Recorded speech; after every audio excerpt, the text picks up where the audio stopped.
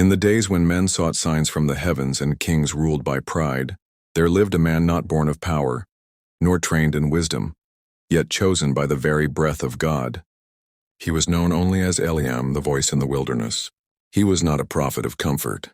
His hands bore the dust of the desert, his clothes were woven from the wild, and his eyes carried the fire of divine purpose. For years he wandered alone, eating from what nature gave, drinking from hidden streams, and speaking only when the Spirit of the Lord stirred within him. People mocked him. They said, "If your God is real, why does he keep you in the wilderness?" But Elim smiled and answered, "The wilderness is the school of the chosen." One night under the moonlight, when the stars whispered across the sky, Elim heard a voice, deep, calm, and eternal. "Elim, arise, tomorrow you will speak to a city that has forgotten me." He trembled, for the city was known for its idols, its wealth, and its pride. Yet, he obeyed.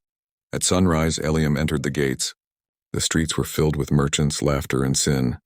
No one noticed the dusty man with burning eyes, until he cried aloud, "O people, you have built towers of stone but forgotten the rock of your salvation.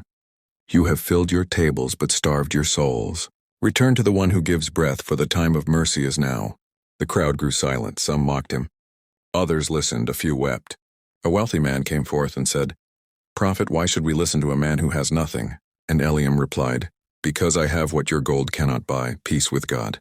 That day some hearts turned back to the Lord, not because of Elim's power, but because his obedience opened heaven's gate. He walked away quietly back to the wilderness, and the voice came again, "Well done, my servant. You have spoken what few dare to speak, truth in the face of comfort." Years later, when Elim's body returned to the dust, the people remembered his words.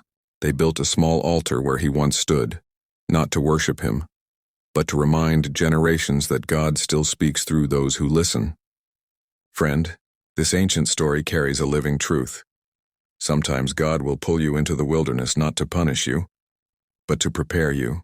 When you feel alone, unseen, or forgotten, remember Elim, the voice in the wilderness, because what looks like isolation might just be preparation for revelation.